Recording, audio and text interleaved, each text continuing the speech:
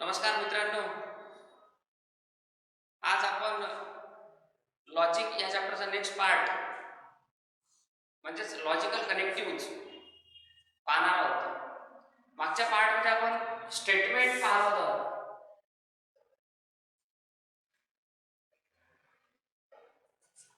मागील पार्टमध्ये आपण स्टेटमेंट पाहिलेलं आहे. स्टेटमेंट कसं ओळखायचं त्याबद्दल आपण अभ्यास केलेला आहे.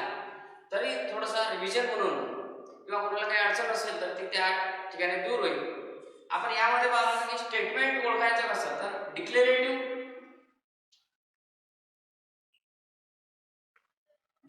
असेल तरच ते स्टेटमेंट असते. डिक्लेरेटिव्ह असेल तर स्टेटमेंट होईल. अदरवाइज एक्सक्लामेटरी असेल, इम्परेटिव्ह असेल,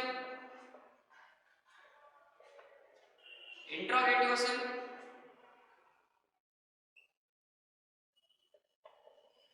आणि ओपन सेंटेन्स असेल तर हे स्टेटमेंट होत नाही. एक्सक्लामेटरी, इम्परेटिव्ह, इंट्रोगेटिव्ह आणि ओपन सेंटेन्स स्टेटमेंट होत नाही. These are not statement. Only declarative sentence और assertive sentence is a statement. आता यामध्ये एक्सक्लामेटरी आपल्याला माहिती आहे. एक्सक्लामेटरी मार्क असला तर आपण त्याला एक्सक्लामेटरी सेंटेन्स म्हणतो. इम्परेटिव्ह मध्ये एखादी रिक्वेस्ट किंवा कमांड दिलेली असते.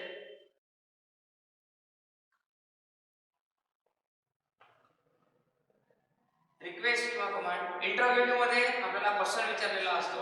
आणि ओपन सेंटेन्स तर काही जणांना इथे थोडं अडचण येऊ शकते. ओपन सेंटेन्स नेमकं ओळखायचा कसा, तर ओपन सेंटेन्स मध्ये मी तुम्हाला फक्त 4 एक्झाम्पल सांगतो. त्यावरून तुम्हाला ओपन सेंटेन्स क्लिअर होऊन जाईल. ओपन सेंटेन्स मध्ये फर्स्ट एक्झाम्पल सांगतो. समजा he is a mad person. He is a mad person. Next second example. It rains heavily. Third example, x plus 5 equal to 7.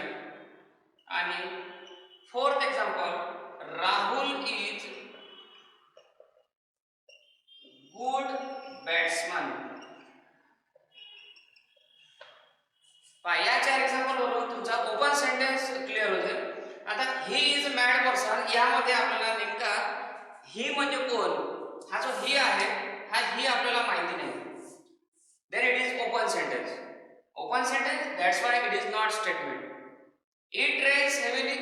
पाऊस पडतोय पण कुठे पडतोय हे आपल्याला निश्चित सांगितलेलं नाही. या इट म्हणजे नेमकं काय आपल्याला माहिती नाही. त्यामुळे दिस इज ओपन सेंटेन्स. इथे x + 5 = 7.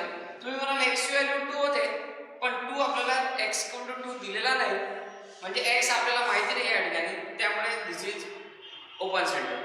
And Rahul is good batsman.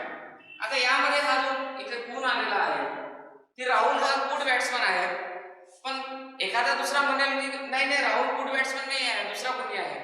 त्यामुळे इथे जो त्या व्यक्तीचं व्यक्तिमत्व सांगितलेलं आहे आणि ते व्यक्तिमत्व प्रत्येकानुसार बदलत जाणार आहे. एखादा त्याला गुड म्हणेल, एखादा त्याला बॅड म्हणेल. आणि अशा वेळेस मग जेव्हा ट्रू आणि फॉल्स या दोन्ही कंडिशन्स जिथे सापडतात त्यावेळेस ते ओपन सेंटेन्स होत असते. त्यामुळे हे 4 एक्झाम्पल ओपन सेंटेन्सचे आहेत आणि दीज आर नॉट स्टेटमेंट. हे आपण मागच्या पार्टमध्ये आपण पाहिलेलं आहे. थोडंसं क्लिअर केलं, रिवाइज केलं. आज आपण पाहणार आहोत. Today we will see the logical connectives.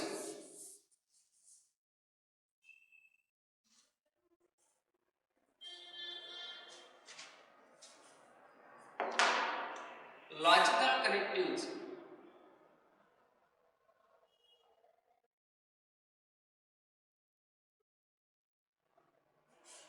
Logical कनेक्टिव्हज.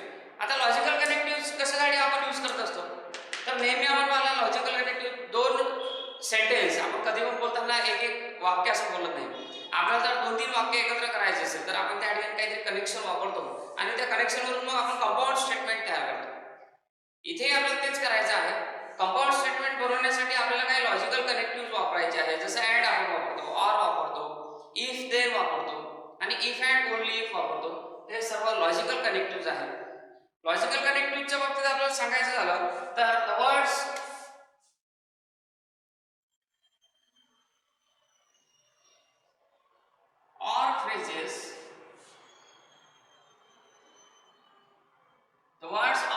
phrases which are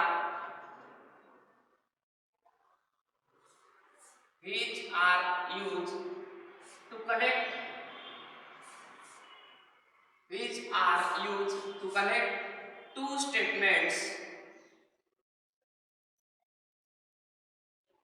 The words or phrases which are used to connect two statements are called logical connectives. Are called logical connectives. Are called logical connectives. लिहून घ्या, note down करून घ्या. The words or phrases which are used to connect two statements are called logical connectives. लिहायचं असेल तर तुम्ही video पॉजही करू शकता. पॉज करून तुम्ही लिहून घेऊ शकता ते. तर डेफिनेशन लक्षात ठेवायचे. The words or phrases म्हणजे शब्द किंवा फ्रेज अशी यूज केले जातात की ज्यामध्ये टू स्टेटमेंट्स कनेक्ट केले जातात. त्यालाच आपण लॉजिकल कनेक्टिव्हज म्हणतो. For example logical connectives that is and or if then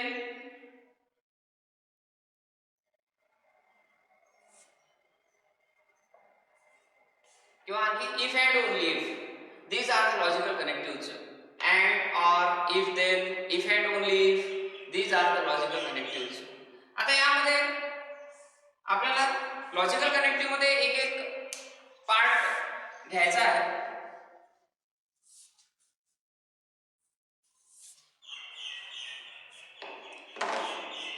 त्यामध्ये फर्स्ट पार्ट घेऊ आपण conjunction.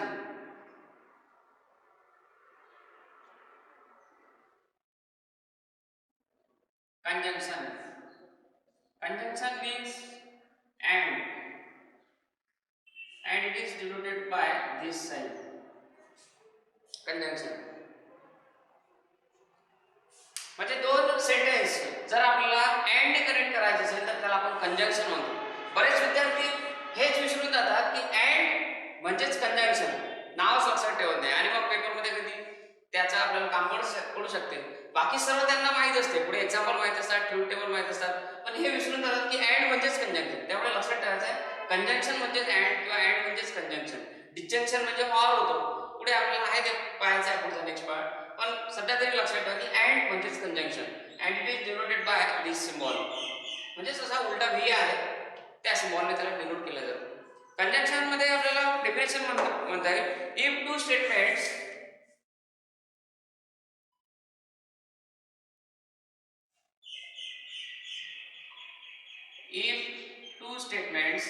are connected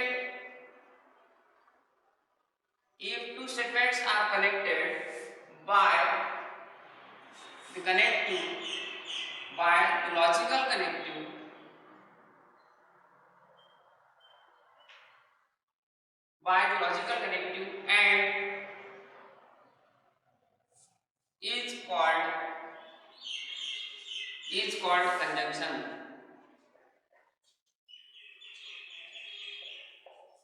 Is called conjunction. If two statements are connected by the logical connective and is called conjunction. Definition आहे कंजंक्शनच्या बाबतीत आपण definition म्हणू शकतो की if two statements are connected by the logical connective and is called conjunction. आता यामध्ये आपल्याला example पाहते कंजंक्शनचा. फॉर एक्झाम्पल घेऊ आपण जे टू स्टेटमेंट्स जे घ्यायचे आपल्याला, समजा ते आपण पी आणि क्यू किंवा इथे एक्झाम्पल आपण नंतर घेऊ. If P and Q are two simple statements, if P and Q are two statements, then P and Q is called conjunction. Is called conjunction. समजा दोन स्टेटमेंट आहेत, सध्या आपण त्याला या सिम्बॉलिक फॉर्म मध्ये घेतला की पी आणि क्यू असे दोन स्टेटमेंट आहेत. If P and Q are two statements then P and Q is called conjunction. For example आता पाहू आपण एक्झाम्पल यामध्ये. Example let p stands for 2 is even number, 2 is even number, and q stands for 3 is odd number. दोन simple statement दिलेले आहे आपल्याला. 2 is even number and q stands for 3 is odd number. Then conjunction is, that is p and q stands for p and q. Conjunction use करायचं आपल्याला या दोन statement वर conjunction use करायचं. That is p and q stands for काय होईल मग 2 is even number, 2 is even number and 3 is odd number, and 3 is odd number. That is p and q means conjunction. दोन statement घेतले आपण p आणि q, त्यावरून conjunction तयार केलं की ते दोन्ही स्टेटमेंट्स मध्ये अँड यूज केला आणि ते आपण कनेक्ट केलेले आहे, त्याला आपण म्हणतो conjunction. This is the example of conjunction. Okay, clear झाला. Conjunction means and. If two statements are connected by the logical connective and is called conjunction. p आणि q असे दोन स्टेटमेंट आहेत, तर त्याचा सिम्बॉलिक फॉर्म, ज्याला सिम्बॉलिक फॉर्म सुद्धा म्हणतात, p and q is called the conjunction. हा सिम्बॉलिक फॉर्म झाला कंजंक्शनचा. let p stands for 2 is even number, q stands for 3 is even odd number. असे दोन सिंपल स्टेटमेंट घेतले आपण आणि ते दोन्ही स्टेटमेंट अँड ने जॉइन केले, तर ते झालं logical connective, that is conjunction. आता याचा आपल्याला ट्रूथ टेबल सुद्धा आपल्याला घ्यायचा असतो.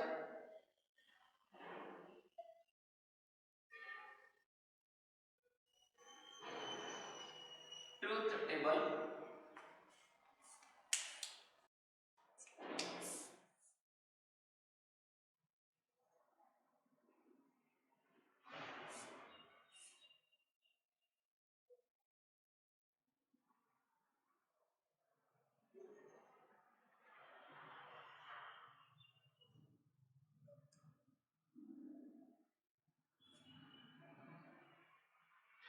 तर आपले दोन simple statements p and q, initial statements घ्यायचे p q, आणि इथे आपला जो लॉजिकल कनेक्टिव्ह आपण यूज केलेला आहे तो आहे p and q. त्यामुळे p and q अत्यंत महत्त्वाची गोष्ट आहे. हा ट्रूथ टेबल आपल्याला कंजंक्शनचा ट्रूथ टेबल या ठिकाणी पाहायचा आहे, मग डिजंक्शनचा ट्रूथ टेबल पाहायचा आहे, मग इम्प्लिकेशनचा ट्रूथ टेबल पाहायचा आहे. म्हणजे एक प्रकारे हा टेबल म्हणजे या चॅप्टर मधला फॉर्म्युला आहे आणि या फॉर्म्युलांवर म्हणजे या प्रकारचे जे प्रॉब्लेम्स आहेत त्यावर आपला खूप काही डिपेंड आहे. इम्पॉर्टंट क्वेश्चन आहे, दरवर्षी पेपरमध्ये येत असतो, त्यामुळे हे ट्रूथ टेबल तुम्हाला लक्षात ठेवणे भाग आहे.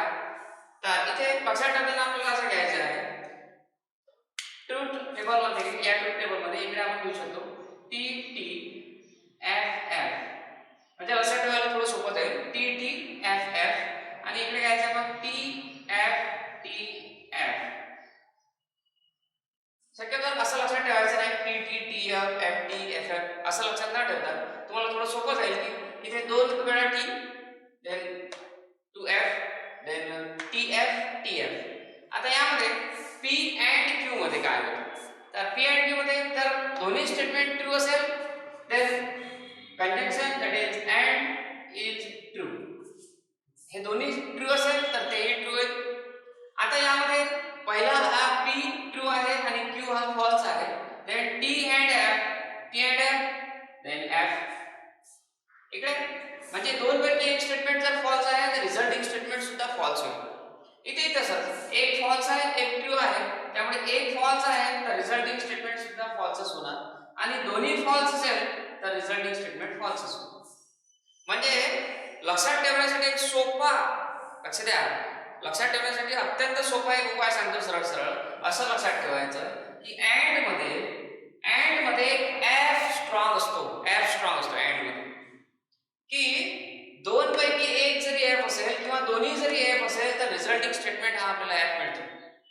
जर दोन्ही ट्रू असेल तरच मग ट्रू होतो त्या ठिकाणी. हा अत्यंत महत्त्वाचा पार्ट आहे की अँड मध्ये एफ स्ट्रॉंग असतो हे लक्षात ठेवा. अँड मध्ये एफ स्ट्रॉंग असतो म्हणजे दोन पैकी एक जरी फॉल्स असेल तर रिझल्ट हा आपल्याला एफच येईल आणि दोन्ही फॉल्स असेल तर मग तर फॉल्सच राहणार. ठीक आहे. फक्त हे लक्षात ठेवताना असं लक्षात नका ठेवू, डायरेक्ट असा टेबल नका पाठ करू.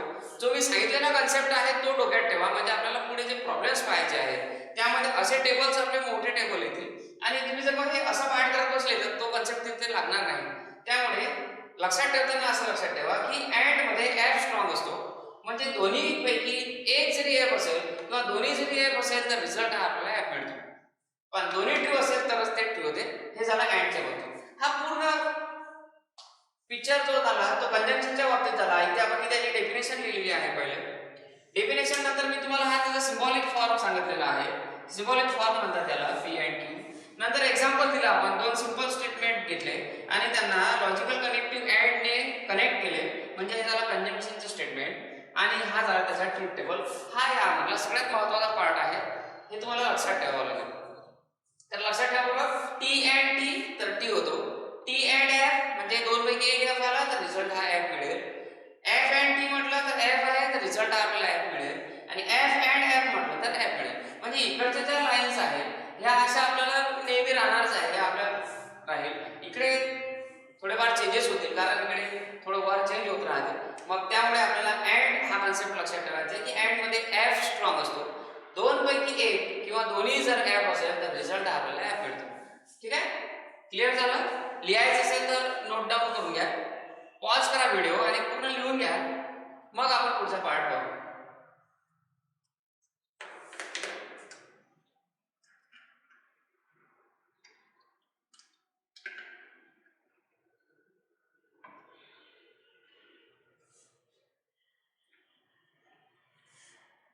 त्यानंतर नेक्स्ट पार्ट आहे disjunction.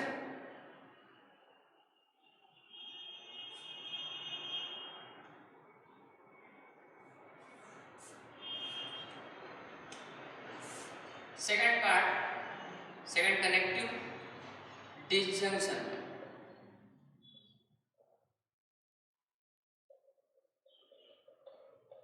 Disjunction, that is or, and symbolic form is this type.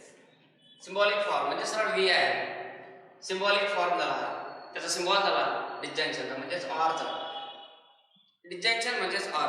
आता यावरच आपण डिसजंक्शनच्या बाबतीत चेंज करत जाऊ. If two statements are connected by or is called disjunction.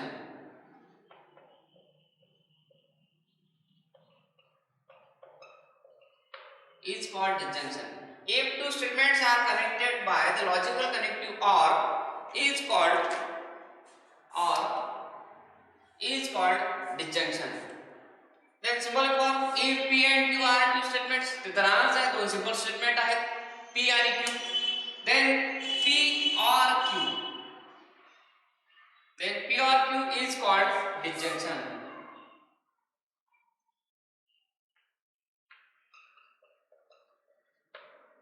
Then P or Q is called disjunction. For example, समजा P ते statement घेऊ आपण, Q is the 3 is odd number. Then P or Q stands for, this is stands for, P or Q stands for 2 is even number or 3 is odd number. 3 is odd number. हे झालं example त्याचं. आता पाहायचं truth table. ठीक आहे. पहिले इकडचं clear झालं, समजलं तुम्हाला. लॉजिकल कनेक्टिव्ह वापरलेला आहे or, then or that is disjunction. Or ने दोन स्टेटमेंट एकत्र केलेले असेल तर त्याला आपण डिसजंक्शन म्हणतो. मी तुम्हाला हे नाव लक्षात ठेवायला सांगितलं आहे. ऑर म्हणजे डिसजंक्शन. बरेच विद्यार्थी विसरतात. कंजंक्शन म्हणजे अँड, डिसजंक्शन म्हणजे ऑर. तर लॉजिकल कनेक्टिव्ह ऑर यूज केला म्हणजे झाला डिसजंक्शन. दोन स्टेटमेंट आहेत P अँड Q आणि हा झाला त्याचा symbolic form. This is symbolic form P or Q. Then let P stands for 2 is even number, Q stands for 3 is odd number. जर आपल्याला डिसजंक्शन यूज करायचं आहे म्हणजे ऑर ला P or Q, then 2 is even number or 3 is odd number. एकदम सोपा part आहे. थोडं किचकट काम फक्त ट्रूथ टेबल आहे, त्यामध्ये तुम्ही थोडे विसरता, कन्फ्यूज व्हाल, पण बरोबर लक्षात ठेवलं तर काही प्रॉब्लेम नाही. मार्क्स मिळवून देणारा हा चॅप्टर मी त्या दिवशी तुम्हाला सांगितलेलं होतं. हा चॅप्टर आपल्याला पूर्ण मार्क मिळवून देतो. तर आता राहिला आपला ट्रूथ टेबल. ट्रूथ टेबलच्या बाबतीत परत हे चेंज होईल इकडचं. थर्ड कॉलम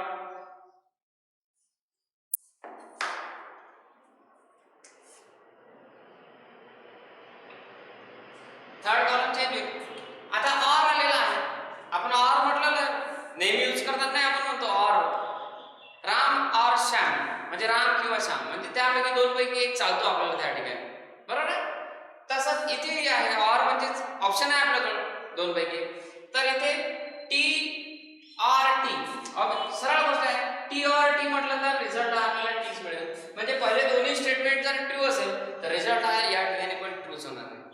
आता टी आर एफ मी सरळ सांगितलं तुम्हाला, ऑप्शन असतो ऑर म्हटलं म्हणजे.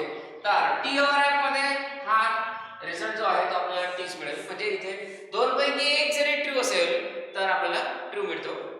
F or T that is T and then f or f that is f.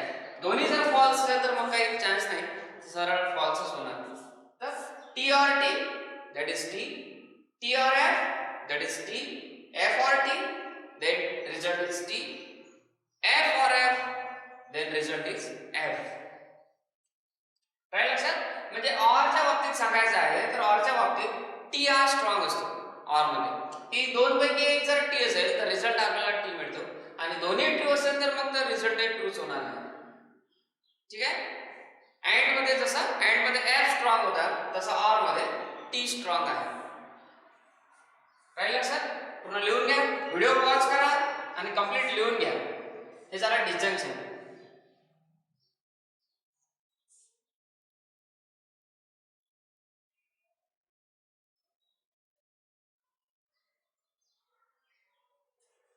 लिहून घ्या पूर्ण.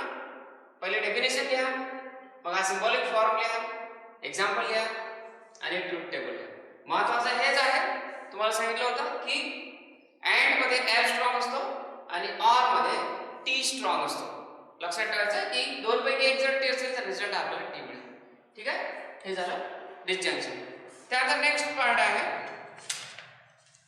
Third number, conditional.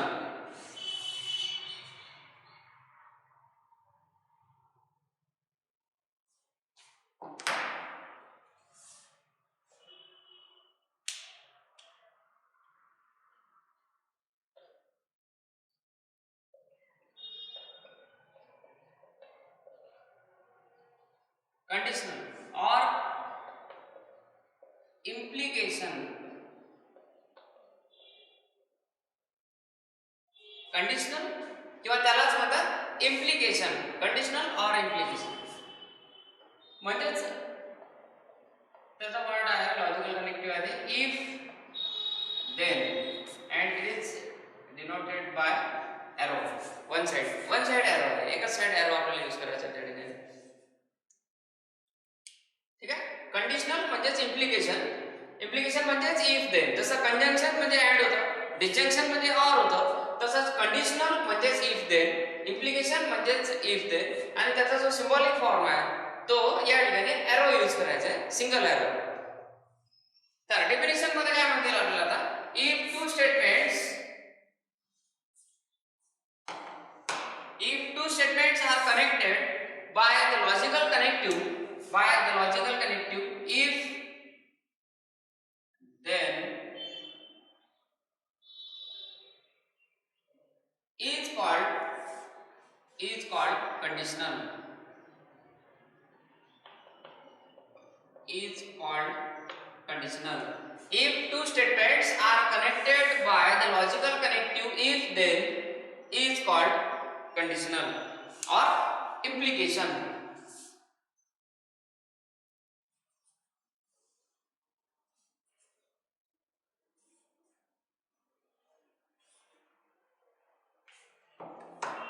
Symbolic form of if P and Q are two statements, then P implies Q is called conditional. Is called conditional or implication. Conditional और implication. P implies Q. Symbolic form हा त्याला symbolic form त्याचा P implies Q वाचायचं. This is read as P implies Q. If P implies Q are two statements, then P implies Q is called conditional or implication. Example over. Let P stands for price increases and Q stands for demand decreases.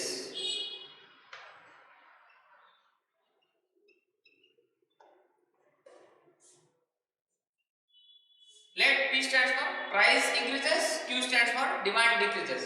Then implication, that is conditional. P implies Q stands for कसं सांगलं आपण P implies Q म्हणजे if P हे J dot dot दाखवलेलं आपण if start this sentence start from if P then Q म्हणजे Q चा जो पार्ट आहे तो then च्या नंतर घ्यायचा आपल्याला if नंतर पहिला पार्ट घ्यायचा आहे P मग then आणि मग Q चा पार्ट घ्यायचा मग या ठिकाणी काय P implies Q if price increases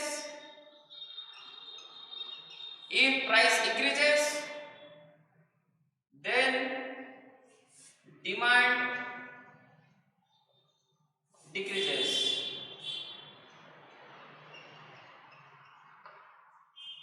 symbolic form झाला P implies Q तर if नंतर हा जो पार्ट घेतला आपण तो P चा पार्ट घेतला आपल्याला price increases then demand falls म्हणजे हा Q पार्ट झाला सिंबॉलिक फॉर्म का बरोबर if इथे P चा पार्ट ठेवला मग then आणि मग Q. This is example of conditional और इम्प्लिकेशन. लिहून घ्या व्हिडिओ पॉज करा कंप्लीट लिहून घ्या. कंडिशनल स्टेटमेंटच्या बाबतीत आपण पहिले डेफिनेशन लिहिली हा झाला सिंबॉलिक फॉर्म त्यानंतर हे झालं एक्झाम्पल. आता पाहू आपण ट्रूथ टेबल मध्ये परत हा थर्ड कॉलम चेंज होणार फक्त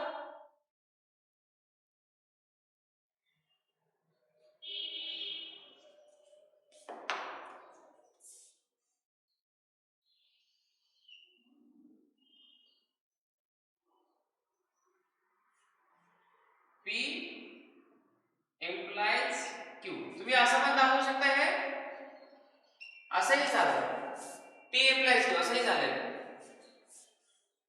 तर P implies Q मध्ये आपल्याला आता या ठिकाणी सरळ लक्षात ठेवायचं आहे जसं मी तुम्हाला सांगितलं तर AND मध्ये F स्ट्रॉंग असतो OR मध्ये T स्ट्रॉंग असतो तसा आता या ठिकाणी स्ट्रॉंग मध्ये सांगता येणार नाही तर इथे सरळ आपल्याला एरो म्हणजेच आपला बाण मारायचा आहे तर T implies T म्हणजे इथून इथे एरो घ्यायचा आहे तर T implies T तर हा T सरळ पुढे जाईल आपण कन्सेप्ट वापरतो आहे तसा म्हणजे हे पहिले दोन्ही स्टेटमेंट जर ट्रू असेल तर रिझल्ट सुद्धा आपल्याला ट्रूच मिळेल. T implies F तर हा F पुढे जाईल हे लक्षात ठेवण्यासाठी असं सांगता मी की T implies F तर F पुढे जाईल T implies T तर T पुढे जाईल F implies T तर मग हा T पुढे जाईल पण दोन्ही जर फॉल्स असेल then it is true.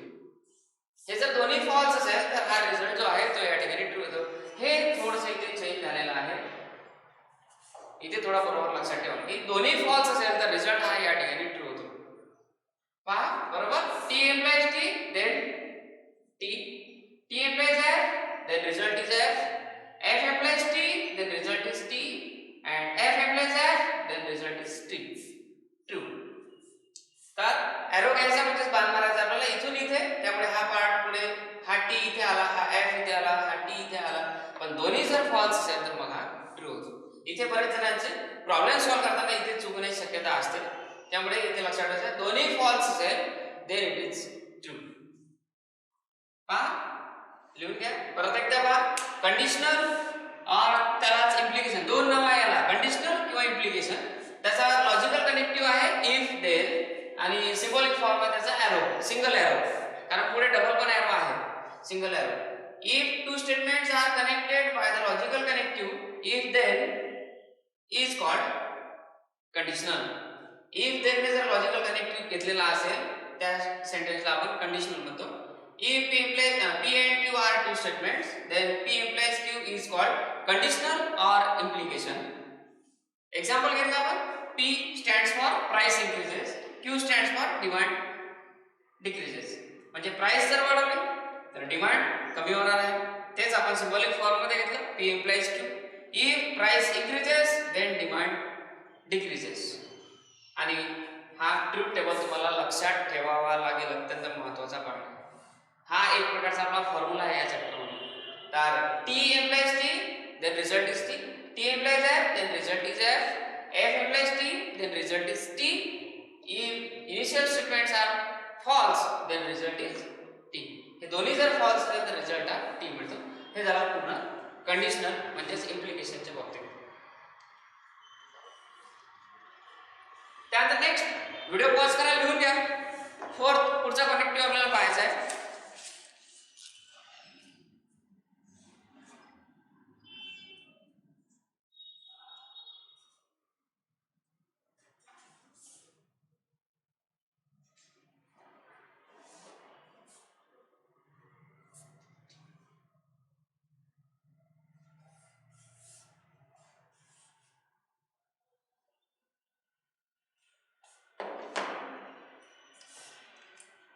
Fourth number है बाय कंडीशनल.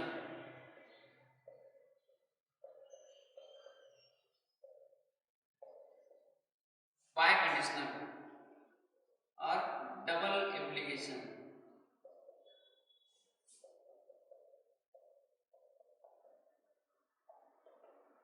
डबल इम्प्लीकेशन इथे लॉजिकल कनेक्टिव्ह यूज केला जातो. इफ and only if आणि त्याचा सिंबल आहे दोन्ही साइडला arrow. By conditional. By conditional म्हणजेच डबल इम्प्लिकेशन. जसं कंडिशनल म्हणजे इम्प्लिकेशन म्हटलं होतं आपण, तर बाय कंडिशनल म्हणजेच डबल इम्प्लिकेशन. आणि इथला लॉजिकल कनेक्टिव्ह आहे इफ अँड ओनली इफ. आणि हा झाला त्याचा सिंबल म्हणजे दोन्हीकडे एरो आहे, टू साइडेड एरो आहे. Two sided arrow symbolic form. If two statements are connected by the logical connective, आता तुम्ही सरळ सांगू शकता त्याची डेफिनेशन, कारण आपल्याला आधीचे झालेले आहे. If two statements are connected by the logical connective, if and only if and only if is called biconditional. Is called biconditional. If two statements are connected by the logical connective, if and only if is called biconditional. Is called biconditional. पुढे example घेतात. If P and Q are two statements, then P double implies Q is called biconditional. Biconditional or double implication. If P and Q are two statements, then P double implies Q. याला असताना आपण असं म्हणू शकतो P double implies Q. जसं मग असं single मध्ये फक्त implies म्हटलं होतं, इथे P double implies Q is called biconditional or double implication. तर दोन्ही साइडला एरो घ्यायचा आहे. एक्झाम्पल चेंज करू. एक्झाम्पल आपण इथे आता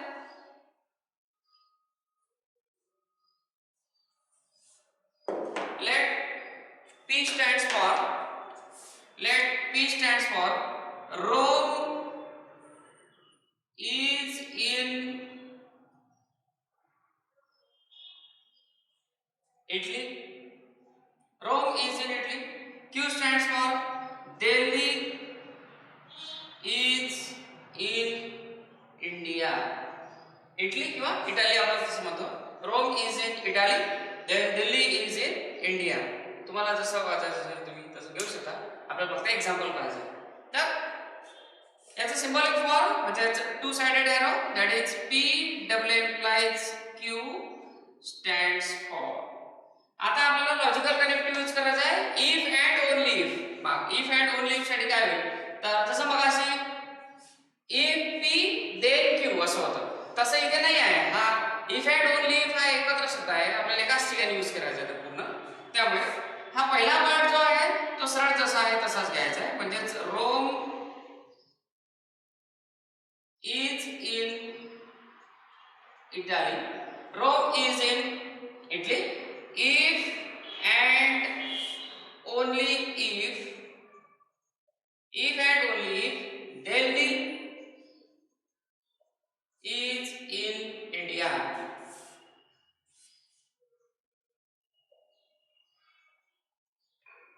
Rome is in Italy if and only if Delhi is in India. म्हणजेच डबल इम्प्लिकेशन जो आहे, टू साइडेड एरो जो आहे तो आपण या ठिकाणी यूज केला आहे. तर रोम इज इन इटली, तर इफ अँड ओनली हा एकत्र शब्द एकाच ठिकाणी यूज करायचा आहे. Delhi is in India. ठीक आहे, हे झालं definition, symbolic form and example. आता पाहू आपण ट्रूथ टेबल. ट्रूथ टेबल मध्ये परत हा 4th नंबरचा कॉलम चेंज होणार.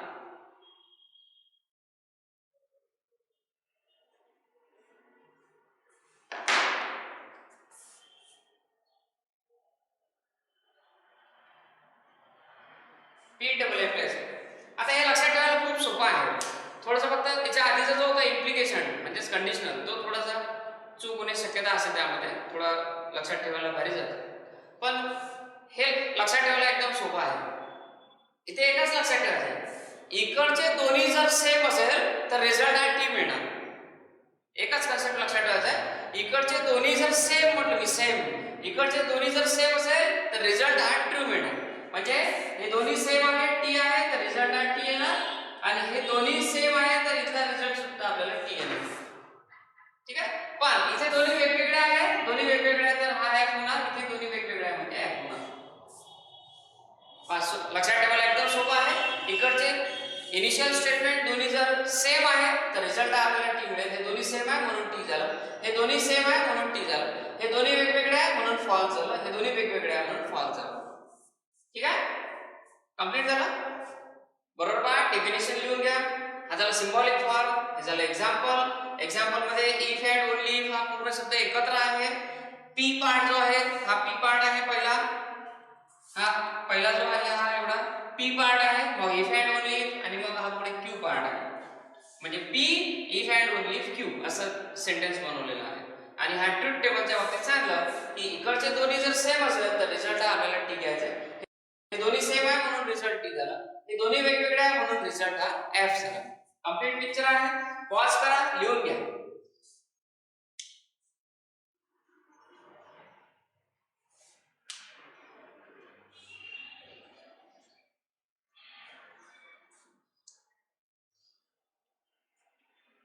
त्यानंतर नेक्स्ट आहे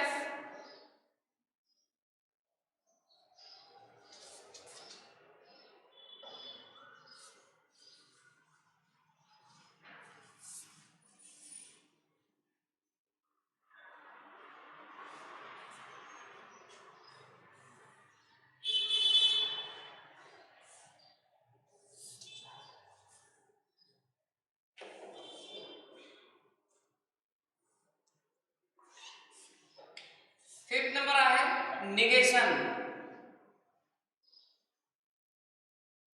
निगेशन दॅट इज सिम्बॉल आहे त्याचा असा.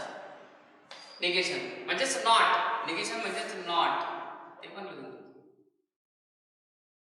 निगेशन म्हणजेच नॉट. तर निगेशन यामध्ये निगेशन म्हणजे सरळ सरळ नॉट म्हणायचं आहे आपल्याला. की एखादा स्टेटमेंट दिलं, फॉर एक्झाम्पल डायरेक्ट एक्झाम्पलच देतो, इथे काही डेफिनेशनची वगैरे आवश्यकता नाही. एक्झाम्पल दिलं समजा की Mumbai is in Maharashtra.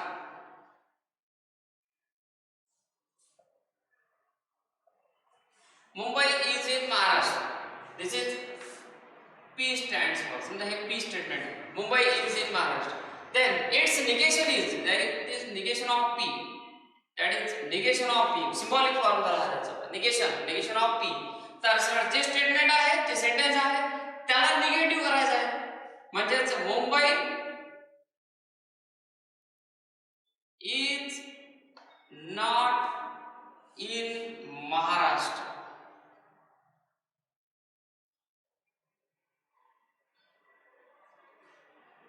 Mumbai is not in Maharashtra. सरळ त्यामध्ये नॉट टाकून दिलं. किंवा कधी कधी या पी स्टेटमेंट मध्ये नॉट येऊ शकतो, मग त्याचं निगेशन करताना आपल्याला नॉट काढून टाकावा लागेल. जर पहिल्याच वाक्यात जर नॉट आलेला असेल तर समजा राम इज नॉट हॅपी,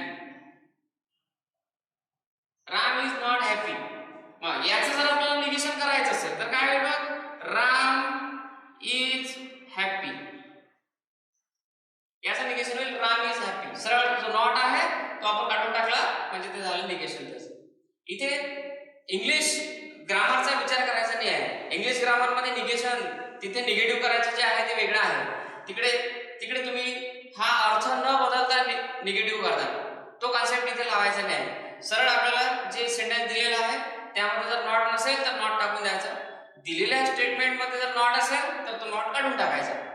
हे ओरिजिनल स्टेटमेंट, हे त्याचं निगेशन. हे ओरिजिनल स्टेटमेंट, हे त्याचं निगेशन. ठीक आहे, लिहून घ्या. आता याचा ट्रूथ टेबल. इथे एकच स्टेटमेंट आहे तसं म्हटलं तर पी आणि त्याचं मग निगेशन, त्यामुळे टेबल थोडा छोटा आहे.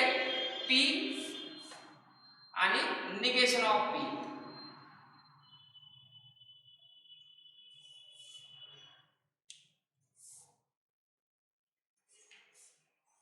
मग पी हे स्टेटमेंट जर ट्रू असेल तर निगेशन ऑफ पी काय होणार, फॉल्स होणार. निगेटिव्ह झालं ना, फॉल्स होईल. आणि पी हे स्टेटमेंट जर फॉल्स असेल तर त्याचं निगेशन काय होणार, ट्रू होणार. एकदम सोपा ट्रूथ टेबल आहे याचा.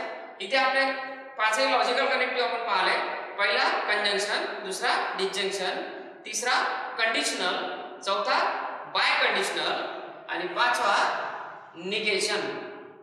या पहिल्या जे चारही कनेक्टिव्ह आहेत त्या चारही कनेक्टिव्हचा टेबल आता आपण एकत्र घेऊ.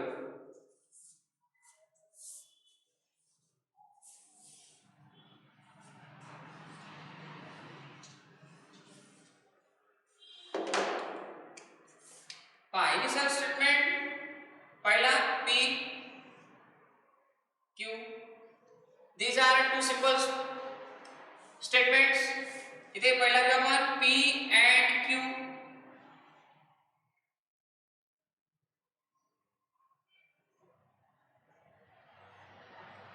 इथे घेऊ आपण पी और क्यू.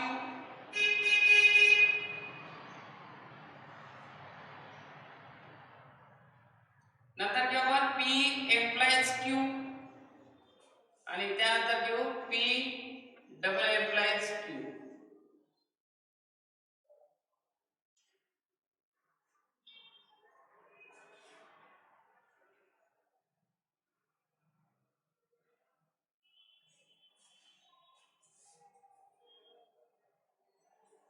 तुम्ही पण ड्रॉ करू शकता.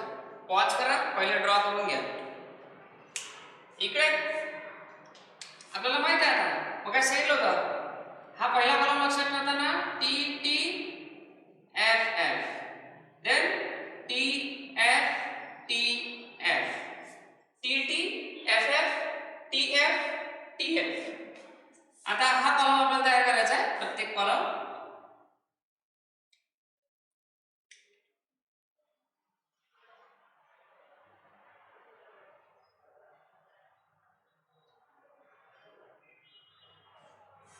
देन मग काय सांगितलं की अँड काय असतं, अँड मध्ये काय सांगितलं कन्सेप्ट नुसार लक्षात ठेवा. अँड मध्ये एफ स्ट्रॉंग असतो, ऑर मध्ये टी स्ट्रॉंग असतो. इथे आपल्याला बाण मारायचा असतो, एका ठिकाणावर दुसरीकडे बाण मारायचा आहे. आणि इथे काय सांगितलं होतं, इकडचे दोन्ही जर सेम असेल तर रिझल्ट टी घ्यायचा, इकडचे दोन्ही वेगवेगळे असेल तर फॉल्स घ्यायचा. हे चार फॉर्म्युले आहेत एक प्रकारचे, यावर आपण तयार करू. आता अँड मध्ये सांगितलं होतं की एफ स्ट्रॉंग आहे, मग T and T, T and T काय होणार, टी होणार. इकडे टी अँड एफ म्हणजे दोन पैकी एक एफ आला, कारण अँड मध्ये एफ स्ट्रॉंग असतो. मग एफ आला म्हणजे इथे रिझल्ट हा एफ होणार. एफ अँड टी तर रिझल्ट हा एफ होणार, कारण एक एफ आलेला आहे. आणि दोन्ही फॉल्स असेल आणि अँड मध्ये तर एफ स्ट्रॉंग असतो, त्यामुळे दोन्ही फॉल्स असेल तर फॉल्स असतो. हे झालं अँडच्या बाबतीत. ऑर मध्ये टी स्ट्रॉंग असतो, त्यामुळे T or T, then it is T. T or F दोन पैकी एक टी आहे म्हणजे रिझल्ट आहे या ठिकाणी टी चे. F or T, then it is T. F or F दोन्ही फॉल्स आहे तर इथे रिझल्ट फॉल्स असेल. हे झालं ऑर च्या बाबतीत. इम्प्लिकेशन मध्ये इथून इथे आपल्याला एरो घ्यायचा आहे म्हणजे टी इम्प्लाइज टी, तर हा थोडा लक्षात ठेवायला वेगळ्या प्रकारे सांगितलं मी. टी इम्प्लाइज टी, तर हा टी पुढे जाईल. टी इम्प्लाइज एफ, तर हा एफ पुढे जाईल. एफ इम्प्लाइज टी, तर हा टी पुढे येईल म्हणजे टी येईल तिथे. आणि हे जर दोन्ही फॉल्स असेल देन इट इज ट्रू. बरोबर समजून घ्या. हाच थोडासा लक्षात ठेवायला किचकट जातो. हाच यामध्येच तुम्ही पेपरमध्ये बऱ्याच वेळा चुका पण करता. त्यामुळे टी इम्प्लाइज टी, तर टी पुढे आला. टी इम्प्लाइज एफ, तर मग एफ पुढे आला. F implies T, then it is T. And these two are false, then result is true. हे दोन्ही फॉल्स असेल तर रिझल्ट आपल्याला टी घ्यायचा आहे. आता हे सोपं आहे. डबल इम्प्लिकेशन मध्ये तुम्हाला सांगितलं होतं इकडचे दोन्ही जर सेम असेल then result is true. T, T double implies T, then T.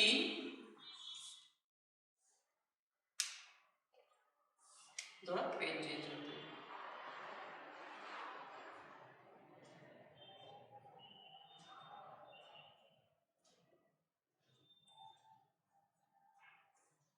तर इथे T double implies T दोन्ही सेम आहे म्हणजे रिझल्ट T होईल. इथे दोन्ही वेगवेगळे आहे म्हणजे हे फॉल्स होईल. इथे दोन्ही वेगवेगळे आहे म्हणजे फॉल्स होईल. आणि इथे दोन्ही सेम असेल तर आपला रिझल्ट टी होतो.